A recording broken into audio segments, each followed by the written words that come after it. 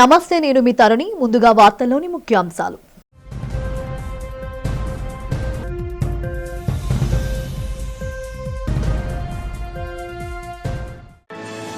ముఖ్యమంత్రి చంద్రబాబు అధ్యక్షతన సచివాలయంలో జరిగిన మంత్రులు, కార్యదర్శులు, హెచ్ఓడీల సదస్సు. వృద్ధి రేటు పెంపునకు తీసుకోవాల్సిన చర్యలు, అమలు చేయాల్సిన అంశాలపై చర్చ.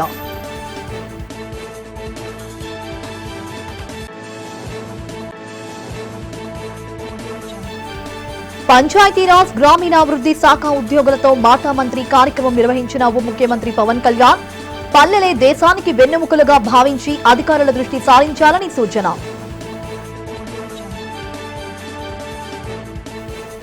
మెడికల్ కాలేజీల ప్రైవేటీకరణకు వ్యతిరేకంగా వైసీపీ నగర అధ్యక్షుడు కేకే రాజు ఆధ్వర్యంలో కొనసాగుతున్న కోటి సంతకాల సేకరణ. మెడికల్ కాలేజీలను ప్రైవేటీకరిస్తే తీవ్ర ప్రతిఘటన తప్పదని ప్రభుత్వానికి హెచ్చరిక. ఈ నెల 12న విశాఖలో పర్యటించనున్న రాష్ట్ర ముఖ్యమంత్రి చంద్రబాబు పర్యటన ప్రాంతాన్ని సందర్శించి భద్రతా ప్రమాణాలను పరిశీలించిన జిల్లా collector Harindra Prasad, police commissioner Shankhabrata Bagchi. ప్రజల ఆకాంక్షల మేరకు పథకాల్లో మార్పులు చేర్పులు జరగాలని ఏపీ సీఎం చంద్రబాబు అన్నారు. ప్రతి శాఖ చేసిన పనులన్నీ తన వద్ద రికార్డు రూపంలో ఉన్నాయని చెప్పారు. సచివాలయంలో సీఎం అధ్యక్షతన మంత్రులు, కార్యదర్శులు, హెచ్ఓడీల సదస్సు నిర్వహించారు. వృద్ధి రేటు పెంపునకు తీసుకోవాల్సిన అంశాలు, అమలు ప్రణాళికపై చర్చించారు. ఈ సందర్భంగా సీఎం మాట్లాడుతూ ప్రభుత్వ పథకాలు, కార్యక్రమాలను ఎప్పటికప్పుడు సమీక్షించుకోవాలని దిశానిర్దేశం చేశారు. అనంతపురం వేరుశనగ రైతులకు దేశంలోనే తొలిసారి ఇన్ఫిట్ సబ్సిడీ ఇచ్చామన్నారు. ఆ జిల్లాలో కరువు తీర్చేందుకు ఇజ్రాయెల్ సాంకేతికతను పరిశీలించామని, రాయలసీమలో పశువులకు గడ్డి కూడా దొరకని పరిస్థితి ఉండేది. అనంతపురం జిల్లాలో నాణ్యమైన వేరుశనగ పండేలా చర్యలు చేపట్టామని తెలిపారు. అన్నా హజేరా, రాజేంద్ర సింగ్ స్ఫూర్తితో జల సంరక్షణ చేపట్టామన్నారు. రాయలసీమలో ఇప్పుడు భూగర్భ జలాలు పైకి వచ్చాయని, భూగర్భ జలాలు 3 మీటర్లకు చేరితే ఖర్చు పెట్టే బడ్జెట్ తగ్గుతుందన్నారు. సౌరశక్తి వినియోగించుకుంటే విద్యుత్ డిమాండ్ బాగా తగ్గుతుంది. ఈ ఏడాది విద్యుత్ ఛార్జీలు పెంచలేదని గుర్తు చేశారు. దేశంలో ఇండస్ట్రియల్ పార్కులు ఎక్కువగా ఉన్న రాష్ట్రం మనదే అని చంద్రబాబు అన్నారు. అదే సమయంలో కేపీఐస్ ఫ్యూచర్లో ఏ విధంగా ఇప్పుడు క్వార్టర్లీ చేస్తున్నాం, అది కూడా దేశంలో గవర్నమెంట్ ఆఫ్ ఇండియా ఒకటే చేస్తుంది. ఫస్ట్ టైం ఆంధ్రప్రదేశ్లో మనం చేస్తున్నాం. ఇప్పుడు కూడా only state in the country quarterly GSTP చేసే రాష్ట్రం మనం ఒక్కరమే చేస్తున్నాం. ఇప్పుడు రాబోయే రోజుల్లో ప్రాసెస్ అంతా మంత్లీ ఎస్టాబ్లిష్ చేయాలని, ఆ మంత్లో జరిగేది ఒక అసెస్మెంట్ వస్తుంది. క్వార్టర్లీ మళ్ళీ ఎవాల్యుయేషన్ చేసుకుంటాం, ఇయర్లీ మనం కన్సాలిడేట్ చేసుకుంటాం. దానికోసం ఇప్పుడు కీ పర్ఫార్మెన్స్ ఇండికేటర్స్ కూడా ఎస్టాబ్లిష్ చేసుకున్నాం. రెండోది, ఈరోజు మెయిన్ సబ్జెక్ట్ మనం చూసినప్పుడు పాజిటివ్ పబ్లిక్ పర్సెప్షన్. ఈరోజు మనందరం కూడా ఆలోచించాల్సింది, ప్రజల కోసం పనిచేస్తున్నాం, ప్రజలు మెచ్చే పాలన ఇవ్వాలి. చరిత్రలో మీరు చూస్తే రాజులు ఒకప్పుడు మారు వేషాలు వేసుకొని ప్రజలు ఏమనుకుంటున్నారో సమాచారం తెప్పించుకునేవాళ్ళు.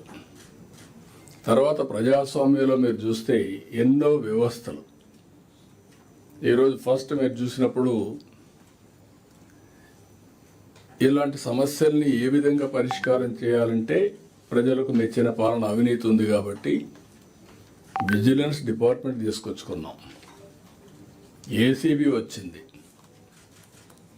ఇలాంటి అనేక వ్యవస్థలను రూపకల్పన చేశాం. ప్రభుత్వం ఏం చేస్తున్నావో ప్రజలకు తెలియాలి కాబట్టి ఇన్ఫర్మేషన్ కమిషన్ పెట్టుకున్నాం. పల్లెలే దేశానికి వెన్నెముక అని AP deputy CM Pawan Kalyan అన్నారు. ఈ సందర్భంగా బుధవారం మంగళగిరిలో పంచాయతీరాజ్ గ్రామీణాభివృద్ధి శాఖల ఉద్యోగులతో ఆయన మాటా మంత్రి నిర్వహించారు. ఉద్యోగులు శాఖపరమైన సమస్యలను పవన్ దృష్టికి తీసుకెళ్లారు. అనంతరం ఆయన మాట్లాడారు. పల్లెల కోసమే పంచాయతీరాజ్ శాఖ తీసుకున్నా అన్నారు. పదే పదే సమీక్షలు నిర్వహించి సమస్యలు ఒక్కొక్కటిగా పరిష్కరిస్తున్నామని చెప్పారు. పంచాయతీరాజ్ శాఖలో పదోన్నతులు ఇవ్వకపోవడం సరికాదని అనిపించింది. గత ప్రభుత్వంలో ప్రతి పోస్టుకు బదిలీకి ఓ రేట్ పెట్టారు. ఈ పద్ధతిని పూర్తిగా నిర్మూలించాలని చెప్పారు. పనులు చేసిన కాంట్రాక్టర్లకు సకాలంలో బిల్లులు చెల్లింపు చేయాలని ఆదేశించాలన్నారు. పంచాయతీరాజ్ అనుబంధ శాఖల్లో 2 లక్షల మంది ఉద్యోగులు ఉన్నారు. సీనియారిటీ పనితీరు ఆధారంగా పదోన్నతులు ఇవ్వాలని అధికారులకు చెప్పాలని స్పష్టం చేశారు. మంత్రులు, ఎమ్మెల్యేలు సిఫారసులు కూడా ఆ పరిధిలో ఉంటేనే చెప్పాలని సూచించారన్నారు. 10,000 మందికి పదోన్నతులు కల్పించామని, పదోన్నతి వచ్చిన ఉద్యోగి ఇంట్లో పండుగ వాతావరణం ఉంటుందని చెప్పారు. జీతాలు ఇంకా పెరగాలంటే రాష్ట్ర ఆదాయం పెరగాలి. ఆదాయపు పెంపుపై అధికారులు దృష్టి పెట్టాలని సూచించారు. తమ శాఖలో శశిభూషణ్ కుమార్, కృష్ణదేచా, వెంకటకృష్ణ వంటి అధికారుల కృషి ప్రశంసనీయమని కొనియాడారు. నా తండ్రి కూడా ప్రభుత్వ ఉద్యోగి, అందుకే ఉద్యోగాలపై సానుకూల భావన ఉందని పవన్ అన్నారు. నేను దాదాపు మనకి సంవత్సరం 6 months అబౌవ్ ఉంది మన గవర్నమెంట్ ఫామ్ అయ్యి. నేను ఛార్జ్ తీసుకున్నప్పుడు ఏ శాఖ అనేది తీసుకోవాలనుకున్నప్పుడు పల్లె నిజంగా మన దేశానికి వెన్నెముక. అందుకని అలాంటి పంచాయతీ రాజ్ని నేను ఒక ఆన్ పర్పస్ ఆప్ట్ చేసుకున్నాను. ఎటువంటి భూ వివాదాలు లేని రాష్ట్రంగా ఆంధ్రప్రదేశ్ను తీర్చిదిద్దేందుకు అవసరమైన అన్ని చర్యలను కూటమి ప్రభుత్వం చేపట్టినట్లు రాష్ట్ర రెవెన్యూ, స్టాంపులు మరియు రిజిస్ట్రేషన్ శాఖ మంత్రి అనగాని సత్యప్రసాద్ పేర్కొన్నారు. రాష్ట్ర సచివాలయంలోని ప్రచార విభాగంలో ఏర్పాటు చేసిన మీడియా సమావేశంలో ఆయన మాట్లాడుతూ రెవెన్యూ శాఖలో సమస్యల పరిష్కారానికి చిత్తశుద్ధితో పనిచేస్తున్నామన్నారు. రాష్ట్ర ముఖ్యమంత్రి నారా చంద్రబాబు నాయుడు ఆధ్వర్యంలో రెవెన్యూ శాఖపై సమీక్షా సమావేశం జరిగిందని, ఈ సమీక్షలో పలు నిర్ణయాలు తీసుకోవడం జరిగిందన్నారు. కృత్రిమ మేధా సహకారంతో రెవెన్యూ శాఖలో జీరో ఎర్రర్ ధ్యేయంగా ముందుకు వెళ్తున్నామన్నారు. గతంలో 7,600 గ్రామాల్లో చేసిన రీసర్వేలో జరిగిన తప్పులను ఈ ఏడాది కాలంలో సరిదిద్దామన్నారు. రీసర్వే 2.0ను 2027 జనవరి నాటికల్లా పూర్తి చేయాలని నిర్ణయించడం జరిగిందన్నారు. గత ప్రభుత్వ హయాంలో రీసర్వే ప్రారంభంలా మార్చారని, ఆ సమస్యలన్నీ పరిష్కరించుకుంటూ ముందుకు వెళ్తున్నామన్నారు. అర్బన్ గ్రామీణ ప్రాంతాల్లో ఆటో మ్యూటేషన్ ప్రారంభించామని, గ్రామీణ ప్రాంతాల్లో ఇప్పటికే 1.74 లక్షల ఆటో మ్యూటేషన్లు నమోదు అయినట్లు తెలిపారు. అయితే అప్పుడు ఇమీడియట్గా మ్యూటేషన్ అవ్వడం, వారికి రిజిస్టర్ పోస్ట్లో ఆ డాక్యుమెంట్స్ వెళ్ళే విధంగా కూడా ఒక కార్యాచరణ రూపకల్పన చేశాం. ఎందుకంటే మనం చూస్తాం ప్రతిరోజు మనం రెవెన్యూ పీజీఆర్ వస్తే రెవెన్యూ సమస్య కనపడతా ఉంది. దాంట్లో చేయగలిగిన ఎన్ని, చేయలేని ఎందుకు చేయలేము అనేది కూడా చెప్పాల్సిందిగా మేము గతంలో కూడా చాలాసార్లు అధికారులకు చెప్పడం జరిగింది. అయితే ఈ రోజున గౌరవ ముఖ్యమంత్రి గారు ఏదైతే 26 జిల్లాలు ఇవాళ ఉన్నాయో 26 జిల్లాల్లో కూడా జేసీలని నూతనంగా ఎక్కడైతే లేరో అందరూ కూడా ఇమీడియట్గా వారం రోజుల్లో జేసీలను అందరినీ కూడా పెట్టి, ఏదైతే జిల్లాలు పెరుగుతూ ఉన్నాయో అక్కడ కూడా అవసరం వచ్చినప్పుడు అక్కడ కూడా పెట్టి తప్పకుండా వారిని అంటే మెజారిటీగా కేవలం రెవెన్యూ సమస్యలు పరిష్కరించడం కోసమే వాళ్ళని వాడే విధంగా, అంటే జేసీ ఫీల్డ్లో ఉంటారు, మనకి అగ్రికల్చర్ కార్యక్రమాలు చేస్తారు, కానీ రెవెన్యూ విషయంలో ప్రత్యేకంగా ఈ జేసీలు పనిచేయాలని చెప్పేసి వాళ్ళకు కూడా టైం లైన్ పెట్టి 1 year డౌన్ ద లైన్ ఉన్న ప్రతి సమస్య కూడా పరిష్కారం చేసే దిశగా ఈ కార్యక్రమం చేయాలని చెప్పేసి కూడా చెప్పారు. మరి ముఖ్యంగా అయితే 22A మనం ఎక్కడ చూసినా కూడా వచ్చేది, ఆ జాబితాని కూడా క్లారిఫై చేసి, ముఖ్యంగా మా దగ్గరికి వచ్చినటువంటి గతంలో అయితే పిఏసిఎస్లో ఆక్షన్లో కొన్ని ఉన్నాయి, కోర్టులో ఆక్షన్లో కొన్ని ఉన్నాయి, అవన్నీ కూడా ఇమీడియట్గా క్లియర్ యాజ్ పర్ అంటే 99 ఐ థింక్ 99 ముందు దాన్ని పిఏసిఎస్లో అసైన్ భూములు మనం లోన్కి పెట్టుకునే అవకాశం ఉండేది. దాని తర్వాత ఏ అయితే 99 ముందు పెట్టారో అవి డబ్బులు కట్టకపోతే ఆక్షన్ పెట్టేవాళ్ళు. అవన్నీ కూడా 22Aలో పెట్టి చాలామంది రైతులు ఇబ్బంది పడి మా ఆఫీస్కి తిరుగుతూ ఉన్నారు. అవన్నీ వెంటనే 22A నుంచి తీసేయాలని చెప్పేసి, ఎందుకంటే వాళ్ళు కొనుక్కుంది గవర్నమెంట్ ఆక్షన్లో కాబట్టి వాళ్ళకి ఇబ్బంది జరగకూడదనే లక్ష్యంతో ఇలాంటి ఒక పాజిటివ్ డెసిషన్స్ చాలా కూడా ఈరోజు తీసుకోవడం జరిగింది. ఫ్రీ హోల్డ్ మీద కూడా చాలాసేపు డిస్కషన్ జరిగింది. ఏదైతే సోదరులు అడిగారో అది కూడా, అంటే దాంట్లో మన దాదాపుగా ఈ రోజు వరకు ఏ గవర్నమెంట్ ఇచ్చినా కూడా 36 లక్షల ఎకరాలు ఫ్రీ మనకి అసైన్మెంట్ చేసేటువంటి ఉంది. కానీ ఈ రోజున మనకి లెక్క తేలుతుంది 11 లక్షలే. సో ఈ 11 లక్షల్లో వివిధ రకాలుగా ఇల్లీగల్గా లీగల్గా జరిగినవన్నీ ఎన్ని చేయాలి, ఇవన్నీ కూడా రేపు 11వ తారీఖు మాకు జియో ఏముంది, దాని తర్వాత పూర్తి నివేదిక ఇస్తే 1-2 నెలల్లో ఫ్రీ హోల్డ్ గురించి కూడా తప్పకుండా ఒక సొల్యూషన్ తీసుకొద్దామని చెప్పేసి కూడా, అంటే ఎన్ని నేను చెప్తాను ఎందుకు ఉన్నా అంటే గతంలో చేసిన హడావిడి, వాళ్ళు దోచుకుందామని గత పాలకులు చేసిన పాపాలు ఈ రోజుకి ఒక కొలికి వస్తూ ఉన్నాయి. స్క్రబ్ టైఫస్ పై అధ్యయనం చేసేందుకు, భవిష్యత్తులో దీన్ని పూర్తిగా నివారించేందుకు జాతీయ స్థాయి వైద్య నిపుణులతో ప్రత్యేక టాస్క్ ఫోర్స్ ఏర్పాటు చేయాలని ముఖ్యమంత్రి చంద్రబాబు నాయుడు ఆదేశించారు. సచివాలయంలో వైద్య ఆరోగ్య శాఖపై సీఎం చంద్రబాబు సమీక్షించారు. ఈ సందర్భంగా రాష్ట్రంలో స్క్రబ్ టైఫస్ తీవ్రత, దాని బారిన పడిన వారికి అందుతున్న వైద్య సాయంపై సమీక్ష చేశారు. రాష్ట్రంలో ప్రస్తుతం 1592 మంది స్క్రబ్ టైఫస్ బారిన పడ్డారని సీఎంకు అధికారులు వివరించారు. అత్యధికంగా చిత్తూరు జిల్లాలో 420 కేసులు ఉన్నట్లు అధికారులు తెలిపారు. అయితే ఈ వ్యాధి కారణంగానే ప్రాణాలు పోతున్నట్లు ఇప్పటి వరకు నిర్ధారణ కాలేదని చెప్పారు.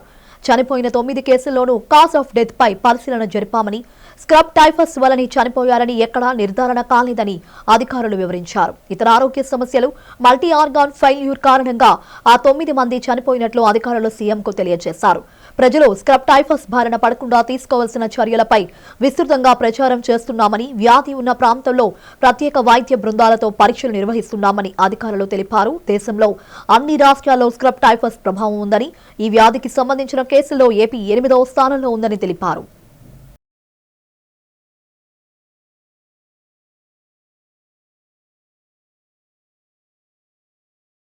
ప్రభుత్వ మెడికల్ కాలేజీలను రాష్ట్ర ప్రభుత్వమే నిర్వహించాలని వైసీపీ విశాఖ జిల్లా అధ్యక్షులు కేకే రాజు డిమాండ్ చేశారు. మెడికల్ కాలేజీలను ప్రైవేటు పరం చేస్తే తీవ్ర ప్రతిఘటన తప్పదని ప్రభుత్వాన్ని హెచ్చరించారు.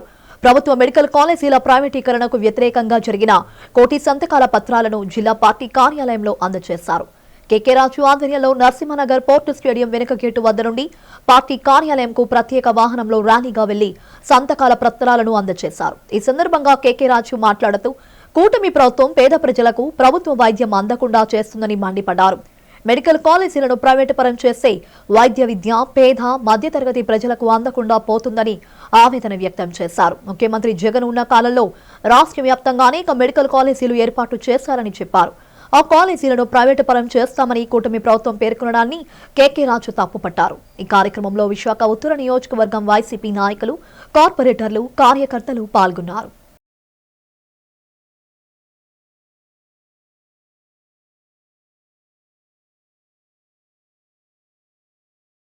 ప్రభుత్వ మెడికల్ కాలేజీ ప్రైవేటీకరణ వ్యతిరేకిస్తూ మాజీ ముఖ్యమంత్రి వైఎస్ఆర్ కాంగ్రెస్ పార్టీ జాతీయ అధ్యక్షులు వైఎస్ జగన్మోహన్ రెడ్డి గారి పిలుపు మేరకు ప్రజలు, వైఎస్ఆర్ కాంగ్రెస్ పార్టీ శ్రేణులు కలిసి రాష్ట్ర వ్యాప్తంగా కోటి సంతకాల సేకరణ కార్యక్రమాన్ని నిర్వహించడం జరిగింది. అందులో భాగంగా గత 50 రోజులుగా ఒక ఉద్యమంలా, ఒక వెల్లువలా ప్రజలు పెద్ద ఎత్తున ప్రజా ఆరోగ్యానికి తూట్లు పొడుస్తూ చంద్రబాబు నాయుడు గారు తీసుకున్న నిర్ణయాన్ని వ్యతిరేకిస్తూ ఈ 1 కోటి సంతకాల కార్యక్రమాన్ని పెద్ద ఎత్తున విజయవంతం చేయడం జరిగింది. అధికారంలోకి వచ్చి 16 నెలలు కూడా పూర్తవకుండానే ఈ ప్రభుత్వంపై ప్రజల్లో ఎంత వ్యతిరేకత ఉందనే దానికి నిదర్శనం ఈ 1 కోటి సంతకాల కార్యక్రమంలో పార్టీలకు అతీతంగా ప్రజలందరూ కూడా పాల్గొని చంద్రబాబు నాయుడు గారు కూటమి ప్రభుత్వం తీసుకున్న నిర్ణయం వల్ల విద్యారంగం, వైద్య రంగం నిర్వీర్యమైపోతుంది, ఇదంతా కూడా వ్యాపారం చేస్తుంది, ఇది సరైన నిర్ణయం కాదని ప్రజలు పెద్ద ఎత్తున గలవెత్తడం జరిగింది. ఇప్పటికైనా చంద్రబాబు నాయుడు గారికి, ఆ కూటమి నాయకులకి జ్ఞానం కలిగి ప్రజాస్వామ్యానికి విలువిచ్చి, ప్రజాస్వామ్యంలో ప్రభుత్వాల యొక్క ప్రాథమిక బాధ్యత ప్రజలకి సరైన విద్య, మెరుగైన వైద్యం అందించి, ముఖ్యంగా వైద్యానికి సంబంధించి ప్రజలకు ఆరోగ్య భద్రత కల్పించాల్సిన బాధ్యత ప్రభుత్వాలపై ఉంది. కానీ దీన్ని సంపద సృష్టిస్తానన్న చంద్రబాబు నాయుడు గారు దీన్ని ఆదాయ వనరుగా మార్చుకుని విద్యని, వైద్యాన్ని వ్యాపారం చేయడం అనేది ఇది ఒక దుర్మార్గపు నిర్ణయం, ఒక అహంకూరపు నిర్ణయం. కాబట్టి ఈ నిర్ణయాన్ని వెంటనే వెనక్కి తీసుకోవాలి. లేకపోతే ఇప్పటికే మేము ఏ విధంగా ఉద్యమాన్ని ముందుకు తీసుకెళ్ళామో తెలుసు.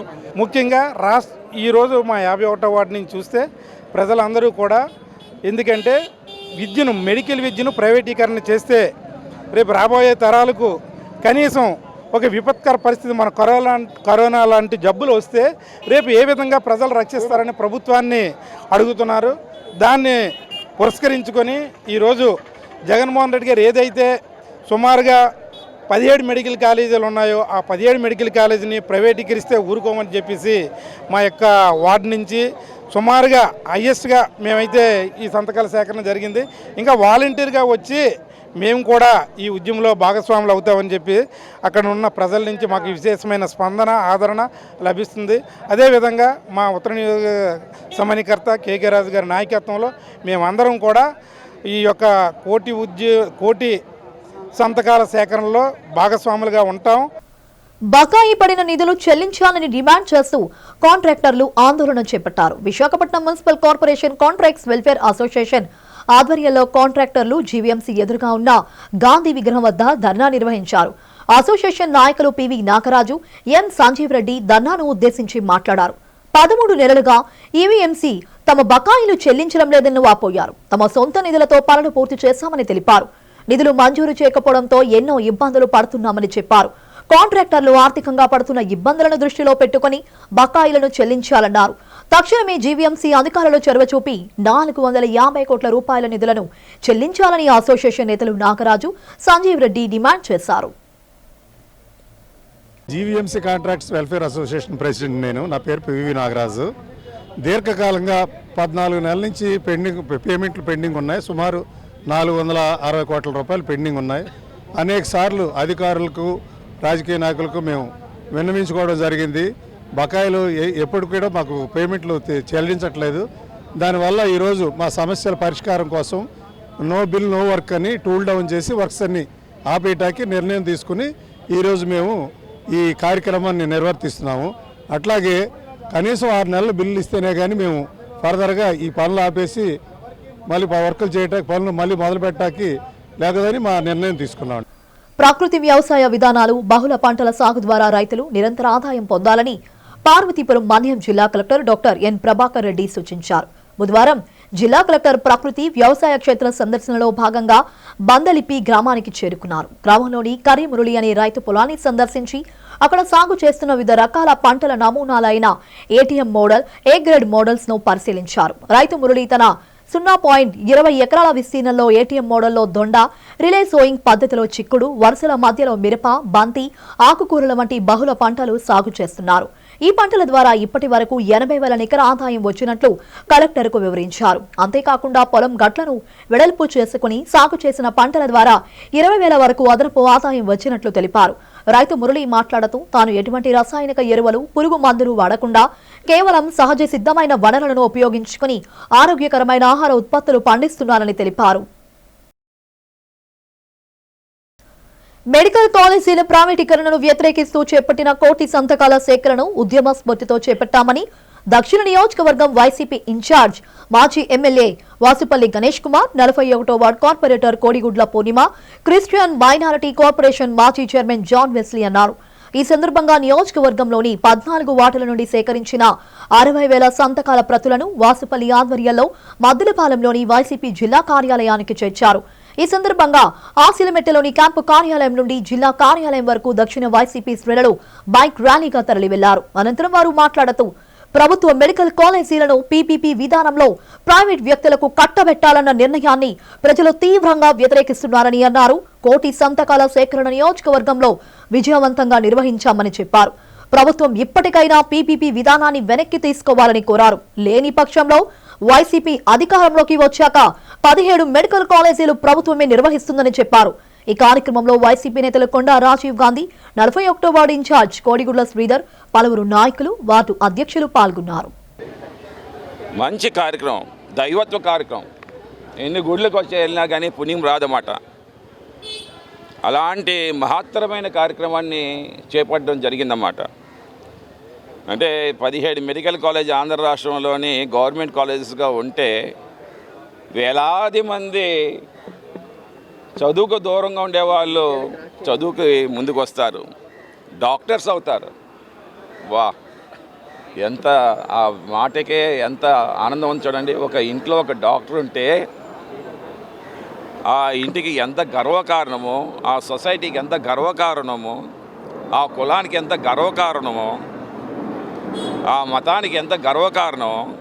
ఏదైతే ఈ ఎన్డీఏ కూటమి ప్రభుత్వం ఒకే ఒక్క సంతకంతో 107, 108 జీవోలను ఈ మెడికల్ కాలేజీలకు వ్యతిరేకంగా ఇచ్చి ప్రైవేటైజేషన్ చేయాలని చెప్పి పీపీపీ పద్ధతిలో ముందుకు తీసుకువెళ్ళాలని చెప్పి ఒక నిర్ణయంతో ఈ ఆంధ్రప్రదేశ్లోని ప్రజలందరి ఆరోగ్యాన్ని, ప్రాణాలను కూడా తాకట్టు పెట్టడం జరిగింది. దాన్ని వ్యతిరేకిస్తూ రాష్ట్ర వ్యాప్తంగా మా వైఎస్ఆర్ కాంగ్రెస్ పార్టీ అధినేత శ్రీ వైఎస్ జగన్మోహన్ రెడ్డి గారు ఇచ్చిన పిలుపు మేరకు ఈరోజు ఈ దక్షిణ నియోజకవర్గంలో ఒక ప్రభంజనంలా మా దక్షిణ నియోజకవర్గ మాజీ ఎమ్మెల్యే, మా ప్రీతం నాయకులు శ్రీ వాసుపల్లి గణేష్ కుమార్ గారు ఒక ఉద్యమంలాగా దీన్ని చేపట్టి ప్రతి వార్డులోనూ కూడా ఇంటింటికి వెళ్ళి ప్రజాభిప్రాయాన్ని సేకరించి వారి యొక్క మనోభావాన్ని సంతకం రూపంలో పెట్టడం జరిగింది. నాయకుడైనటువంటి సీఎం గారు జగన్మోహన్ రెడ్డి గారి పిలుపు మేరకు, మాజీ సీఎం జగన్మోహన్ రెడ్డి గారి పిలుపు మేరకు, అంటే సీఎం అంటే ఆయన ఎప్పుడు మాకే సీఎం, రూలింగ్ ఉన్నా లేకపోయినా కూడా మా సీఎం జగన్మోహన్ రెడ్డి గారేను. అలాగే మా ఎమ్మెల్యే గారు అంటే మేము ఇప్పుడు కూడా వాసుపల్లి గారు అనే కన్నా ఎమ్మెల్యే అని కూడా మేము అనమండి.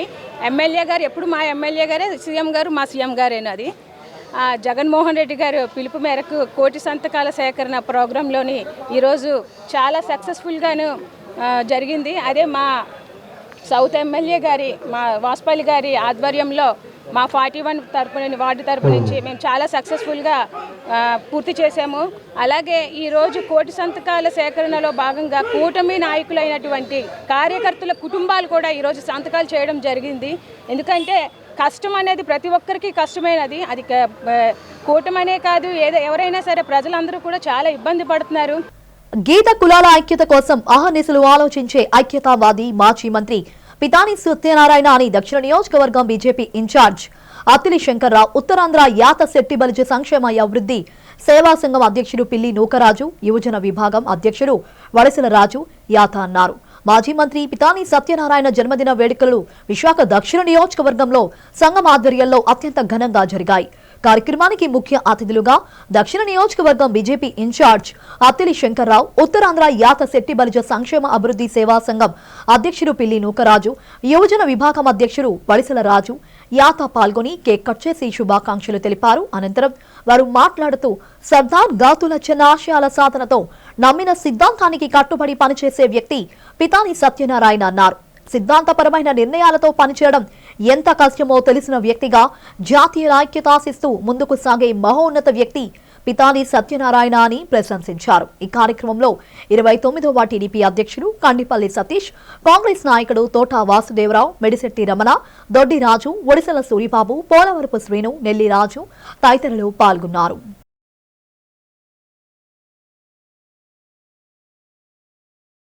ఈరోజు ఇలా పితాని సత్యనారాయణ గారి పుట్టినరోజు అని రాజుగౌడ్ అందరూ ఫోన్ చేస్తే, సరే ఎక్కడ ఎందుకు మన ఇంటికాడ పెట్టుకుందాం, మనందరూ ఆదర్శ నాయకుడు, మంచివాడు, అతను ఎన్నో దృష్టిగా ఉండి ఎన్నో కార్యక్రమం మనందరికీ చేశారు కాబట్టి అటువంటి ఆయన పుట్టినరోజు జరుపుకోవడం శుభం అని చెప్పి ఈరోజు ఇక్కడ కార్యక్రమం చేయడం జరిగింది.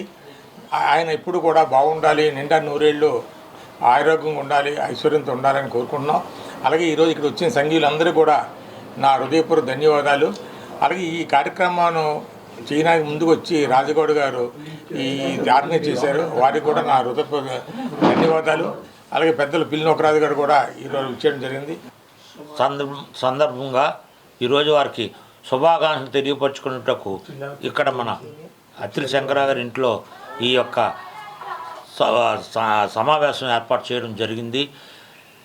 ఈ పితాని సత్యనారాయణ గారు మాకు గత 35 సంవత్సరాల నుంచి చాలా సన్నిహితంగా ఉండేవాళ్ళమి. మా మోటార్ వెహికల్ ఇన్స్పెక్టర్ గారు ఉండడం ఇప్పుడు కాకుండా తర్వాత ఆర్టీఓ అయిన తర్వాత కూడా ఎన్నో సార్లు వారిని కలవడం, తర్వాత ప్రప్రదంగా విశాఖపట్నం మా చెల్లయ్య గారి పెళ్ళికి రావడం, అప్పుడు ఎమ్మెల్యే గారు కాదు, వచ్చిన తర్వాత మాకు ప్రతి విషయంలో ఆయన మెసేజ్ పంపించినా లేకపోతే కలిసినా స్వయంగా వచ్చి ఇక్కడికి ఆ పని చేసేవారు. ఎంతమంది ఎమ్మెల్యేలు వద్దన్నా సరే, మినిస్టర్లు వద్దన్నా సరే మా కార్యక్రమానికి అటెండ్ అయ్యి సఫలీకృతం చేశారు. వారికి ధన్యవాదాలు తెలుపుకుంటున్నాము. వారికి ఈ మధ్య కూడా కలిసిన తర్వాత ఇలాగ ఉన్నారు సారు. ఈరోజు మాజీ మంత్రివర్యులు ఆచంట ఎమ్మెల్యే గీత కులాల టైగర్ అయినటువంటి పితాని సత్యనారాయణ గారి జన్మదినాన్ని పురస్కరించుకొని పెద్దలు నూకరాజు గారు, అత్తిలి శంకరరావు గారి ఆధ్వర్యంలో కేక్ కట్ చేశాం. ఈరోజు ముఖ్యంగా మేము ఉత్తరాంధ్రలో 6 లక్షల పైచిలుకు జనాభా ఉన్నాం, విశాఖపట్నంలో 2 లక్షల పైచిలుకు ఉన్నాము. మా కులానికి అన్యాయం జరుగుతూ ఉంది. ఈరోజు పెద్దలు నూకరాజు గారు కానీ శంకరరావు గారి ఆధ్వర్యంలో మేము ముందుకు రానున్న రోజుల్లో జనవరి 4వ తారీఖున ఒక భారీ వన సమారాధన కూడా ఏర్పాటు చేయబోతున్నాం. పెద్దల ఆధ్వర్యంలో మిగతా వారందరినీ కూడా కలుపుకొని మా జాతి యొక్క సంఘటితం చేసి మా జాతిని గీత కులాల ఐక్యతను కాపాడుతూ మా దమ్మేంటో చూపిస్తూ రానున్న కాలంలో మాకు రాజకీయంగా కూడా లబ్ధి చేకూరాలి. నగరంలో ఈ నెల 26న రంగనాడు ఆవిర్భావ బహిరంగ సభను నిర్వహిస్తున్నట్లు రాధారంగా రాయల్ అసోసియేషన్ అధ్యక్షుడు కాపు నేత గాతే బాలాజీ తెలిపారు. ఈ సందర్భంగా ఓ హోటల్లో జరిగిన మీడియా సమావేశంలో ఆయన రంగనాడు బహిరంగ సభ పోస్టర్ను ఆవిష్కరించారు. అనంతరం ఆయన మాట్లాడుతూ కృష్ణా జిల్లాకు రంగా పేరు పెట్టాలని ప్రభుత్వాన్ని డిమాండ్ చేశారు. రంగనాడు రాజకీయ వేదిక కాదని స్పష్టం చేశారు. బడుగు బలహీన వర్గాల అభివృద్ధికి వంగవీటి మోహనరంగ చేసిన కృషిని కొనియాడారు. వంగవీటి అభిమానులందరినీ ఏకతాటిపైకి తీసుకురావడమే రంగనాడు ఏర్పాటు లక్ష్యమని స్పష్టం చేశారు. కేవలం కాపు సామాజిక వర్గమే కాకుండా ఎస్సీ, ఎస్టీ, బీసీ మైనారిటీలను కలుపుకుంటూ రంగనాడు ఏర్పాటు చేస్తున్నామని చెప్పారు. బీచ్ రోడ్లోని కాళీమాత ఆలయం వద్ద జరిగే బహిరంగ సభకు రంగా కుటుంబీకులు, పలువురు ప్రముఖులు హాజరవుతున్నారని బాలాజీ తెలిపారు.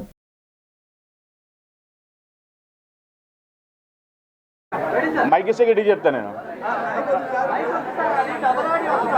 అంటానండి. అందరికీ నమస్కారం. ముఖ్యంగా ఇక్కడ విచ్చేసిన నా పాత్రికేయ అన్నలకి, అలాగే రంగా గారి అభిమానులకి, అంటే ఒక ఎస్సీ, ఎస్టీ, బీసీ, మైనార్టీ అన్ని కులాల కలయిక ఒక వంగవీటి మోహన్ రంగా గారు కాబట్టి ఈ వేదికను అలంకరించిన అందరికీ నా నమస్కారం.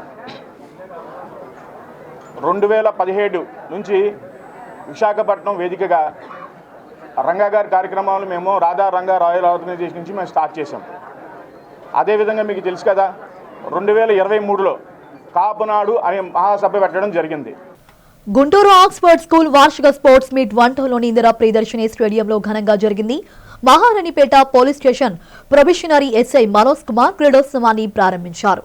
విద్యార్థులు పలు క్రీడల్లో ఉత్సాహంగా పాల్గొన్నారు. విజేతలకు మెడల్స్, సర్టిఫికెట్లు ప్రదానం చేశారు. ఈ సందర్భంగా ప్రదర్శించిన సాంస్కృతిక కార్యక్రమాలు అలరించాయి. ఈ సందర్భంగా మనోజ్ కుమార్ మాట్లాడుతూ విద్యార్థులను కేవలం తరగతి గదులకే పరిమితం చేయరాదన్నారు. వారిలోని క్రీడా నైపుణ్యాన్ని వెలికి తీసేందుకు ప్రతి ఏటా స్పోర్ట్స్ మీట్ నిర్వహించడం అభినందనీయమన్నారు. తమ పాఠశాలలో విద్యతో పాటు క్రీడలకు ప్రాధాన్యతనిస్తామని గుంటూరు ఆక్స్ఫర్డ్ పాఠశాలల రీజనల్ ఇన్ఛార్జ్ ఉమారాణి తెలిపారు. విద్యార్థులు పలు క్రీడాంశాల్లో చక్కని ప్రతిభ కనబరచడం పట్ల హర్షం వ్యక్తం చేశారు. ఈ కార్యక్రమంలో ప్రిన్సిపల్ హరిత, ఇన్ఛార్జీల సరోజ, మధుమతి, గోపి తదితరులు పాల్గొన్నారు. సో ఈరోజు ఈ యొక్క Oxford 27th annual sports meet అనేది చీఫ్ గెస్ట్గా రావడం జరిగింది. స్పోర్ట్స్ ఒక మనకి లైఫ్కి ఒక వే ఆఫ్ లైఫ్ అనేది స్పోర్ట్స్ అనేది మాకు చిన్నప్పటి నుంచి తెలుసు. బట్ నవ్వే డేస్లో మేము ఎక్కడ చూడలేదు స్పోర్ట్స్ అనేది స్కూల్స్లో మీట్స్ కండక్ట్ చేయడం. బట్ ఆక్స్ఫర్డ్ ఒక ఇనిషియేషన్ తీసుకొని పిల్లల్లో స్పోర్ట్స్ అనేది మన లైఫ్లో ఒక పార్ట్, ఇది అది ఎడ్యుకేషన్ ఎలా అయితే మన లైఫ్లో ఒక పార్ట్ ఉందో స్పోర్ట్స్ కూడా మన లైఫ్లో కూడా పార్ట్ అని మరొకసారి అందరికీ తెలియజేసేలా ఇంత మంచి చక్కటి కార్యక్రమాన్ని పెద్ద ఎత్తున ఆర్గనైజ్ చేసినటువంటి స్కూల్ యాజమాన్యానికి first of all big congratulations and good. చాలా ఈ యొక్క ఈవెంట్ ఇంత బాగా ఆర్గనైజ్ చేసినటువంటి స్కూల్ మేనేజ్మెంట్కి ప్రతి ఇయర్ కూడా ఈ విధంగానే వీలైతే సంవత్సరానికి 2 స్పోర్ట్స్ మీట్లు కండక్ట్ చేసి పిల్లల్లో ఉన్నటువంటి స్పోర్ట్స్ స్కిల్స్ని బయటకు తీసుకురావాలి. యాక్చువల్లీ మనం స్కూల్స్లో చూస్తాం ఎడ్యుకేషన్ ఎడ్యుకేషన్ ఎడ్యుకేషన్ అని చెప్పి పిల్లల మీద బర్డెన్ తీసుకొస్తారు. సో పిల్లలు అనేది స్ట్రెస్ చిన్న వయసు నుంచే గురవుతారు. బట్ ఆక్స్ఫర్డ్లో ఏమైందంటే నేను లైవ్లో వచ్చి చూశాను కాబట్టి తెలిసింది పిల్లలందరూ చాలా హ్యాపీగా ఉన్నారు. ఒక స్టూడెంట్కి కావాల్సింది ఏంటంటే ఫ్రీ మైండ్ సెట్ కావాలి, గుడ్ ఎన్విరాన్మెంట్ కావాలి చుట్టుపక్కల సరౌండింగ్స్ కానీ. బట్ స్కూల్లో ప్లే గ్రౌండ్ అయితేనేం కానీ ఇక్కడ మనకి స్పోర్ట్స్లో కోచెస్ ఒక వెల్ క్వాలిఫైడ్ స్పోర్ట్స్ టీచర్స్ని కూడా తీసుకురావడం జరిగింది. సో వాళ్ళు కూడా పిల్లలకి స్మూత్ మేనర్లో పిల్లలకి ఏ విధంగా అయితే అర్థమవుతుందో అదే విధంగా వాళ్ళకు కూడా చెప్పడం జరుగుతుంది. వైజాగ్లో ఉన్నటువంటి మా ఆక్స్ఫర్డ్ బ్రాంచ్లో యాన్యువల్ స్పోర్ట్స్ మీట్ని జరుపుకోవడం చాలా ఆనందంగా ఉంది. విద్యార్థుల్ని ఎప్పుడూ ఉండేటటువంటి రెగ్యులర్ షెడ్యూల్స్కి కొంచెం దూరంగా ప్రెషర్తో కూడుకున్నటువంటి ఎన్విరాన్మెంట్ కాకుండా వాళ్ళు ఒక పోటీతత్వంతో నిండినటువంటి వాతావరణంలో వాళ్ళు చదువుకోవాలి అనేటటువంటి ఉద్దేశంతో టోటల్ స్కూల్ని 4 హౌజెస్గా డివైడ్ చేసి సంవత్సరం అంతా కూడా వాళ్ళకి ఈవెంట్స్ని కండక్ట్ చేయడమే కాకుండా చదువుతో పాటుగా ఆటపాటల్లో కూడా వాళ్ళు ఉల్లాసంగా ఉండాలి అనేటటువంటి ఉద్దేశంతో యాన్యువల్ స్పోర్ట్స్ మీట్ని ప్రతి సంవత్సరం కండక్ట్ చేస్తున్నాం. వాళ్ళలో గెలుపు ఓటముల యొక్క ఇంపార్టెన్స్, గెలిచినప్పుడు ఎలా ఉండాలి, ఓడిపోతే ఎటువంటి ప్రెషర్ వాళ్ళకు వస్తుంది, దాన్ని ఎలా కంట్రోల్ చేసుకోవాలి అనేటటువంటి విషయాన్ని కూడా వాళ్ళకి ఎక్స్పీరియన్స్ చేయడం, తర్వాత పోటీతత్వాన్ని వాళ్ళలో పెంచడం, ఆ కాంపిటేటివ్ స్పిరిట్ని ఫిల్ చేయాలనేటువంటి ఉద్దేశంతో మా మేనేజ్మెంట్, మా చైర్మన్ గారు ఫ్రాన్సిస్ రెడ్డి గారు ప్రతి బ్రాంచ్లో కూడా ఇలాంటి స్పోర్ట్స్ మీట్ని కండక్ట్ చేసి విద్యార్థుల్ని ఉన్నతంగా తీర్చిదిద్దామని లక్ష్యంతో ఈ స్పోర్ట్స్ మీట్స్ని కండక్ట్ చేస్తున్నాము. సో ఈ విధంగా కండక్ట్ చేయడం మాకు చాలా హ్యాపీగా ఉంది. లోకల్లో ఉన్నటువంటి మా ప్రిన్సిపల్ హరిత మేడం కానీ, ఇన్ఛార్జెస్ మా సరోజ మేడము, మధుమిత మేడము, వీళ్ళందరూ కూడా చాలా కష్టపడి విద్యార్థుల్ని ట్రైన్ చేసి మా పీఈటీస్ అందరూ కలిసి చాలా గొప్పగా గ్రాండ్గా ఈ ప్రోగ్రామ్ని ఆర్గనైజ్ చేస్తున్నారు. ఇలాంటి కార్యక్రమాలని ఆర్గనైజ్ చేయడానికి సపోర్ట్ చేస్తున్నటువంటి మా విద్యార్థుల తల్లిదండ్రులకు మా కృతజ్ఞతలు, విద్యార్థులకు మా శుభాకాంక్షలు. ఈ నెల 12వ తేదీన రాష్ట్ర ముఖ్యమంత్రి విశాఖ జిల్లాలో పర్యటించనున్న నేపథ్యంలో సంబంధిత ఏర్పాట్లను సమన్వయకర్త పెందుర్తి వెంకటేష్, పోలీస్ కమిషనర్ శంకాబ్రత్ బాగ్చీలతో కలిసి జిల్లా కలెక్టర్ ఎంఎన్ హరీంద్ర ప్రసాద్ పరిశీలించారు. కలెక్టరేట్లో సమీక్ష అనంతరం నిర్వహించిన ఏఎస్ఎల్ సెక్యూరిటీ లైజింగ్ లో భాగంగా కార్యక్రమాలు జరిగే వేదికలను సందర్శించారు. ముందుగా మధురవాడ ఐటీ హిల్స్ నెంబర్ 3 వద్ద హెలీప్యాడ్ వద్ద జరుగుతున్న బార్కెడ్ నిర్మాణ పనులను, లెవెనింగ్ పనులను పరిశీలించారు. అనంతరం హరిత రిసార్ట్స్ పక్కనున్న కాగ్నిజెంట్ సంస్థ భూమి పూజకు సంబంధించిన వేదికను సందర్శించి అక్కడ ఏర్పాట్లను గమనించారు. కాగ్నిజెంట్ ప్రతినిధులు అధికారులతో మాట్లాడి ఏర్పాట్లను ఎక్కడి వరకు వచ్చాయో అడిగి తెలుసుకున్నారు. సమయం తక్కువ ఉన్నందున అధికారులు, నిర్వాహకులు అప్రమత్తంగా ఉండాలని, ఏర్పాట్లను త్వరితగతిన పూర్తి చేయాలని పేర్కొన్నారు. అనంతరం రుషికొండలోని A1 గ్రాండ్ కన్వెన్షన్ హాల్ను పరిశీలించారు. అక్కడ జరగనున్న వైజాగ్ ఎకనామిక్ రీజియన్ సమావేశం, ఇతర అంశాలపై అధికారులకు దిశానిర్దేశం చేశారు. వారి వెంట వివిధ విభాగాల అధికారులు ఉన్నారు.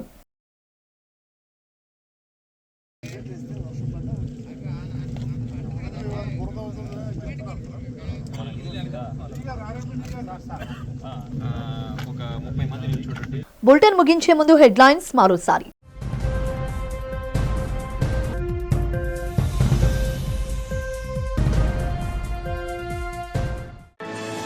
ముఖ్యమంత్రి చంద్రబాబు అధ్యక్షతన సచివాలయంలో జరిగిన మంత్రులు, కార్యదర్శులు, హెచ్ఓడీల సదస్సు. వృద్ధి రేటు పెంపునకు తీసుకోవాల్సిన చర్యలు, అమలు చేయాల్సిన అంశాలపై చర్చ.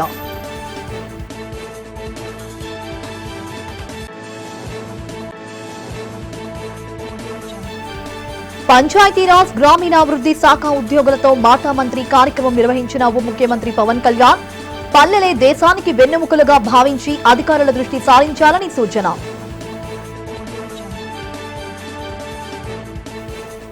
మెడికల్ కాలేజీల ప్రైవేటీకరణకు వ్యతిరేకంగా వైసీపీ నగర అధ్యక్షుడు కేకే రాజు ఆధ్వర్యంలో కొనసాగుతున్న కోటి సంతకాల సేకరణ. మెడికల్ కాలేజీలను ప్రైవేటీకరిస్తే తీవ్ర ప్రతిఘటన తప్పదని ప్రభుత్వానికి హెచ్చరిక. ఈ నెల 12న విశాఖలో పర్యటించనున్న రాష్ట్ర ముఖ్యమంత్రి చంద్రబాబు పర్యటన ప్రాంతాన్ని సందర్శించి భద్రతా ప్రమాణాలను పరిశీలించిన జిల్లా collector Harindra Prasad, police commissioner Shankhabrata Bagchi. ఇవి ఇప్పటి వరకున్న అప్డేట్స్. మరిన్ని అప్డేట్స్ కోసం చూస్తూనే ఉండండి. అంతవరకు సెలవు, నమస్కారం.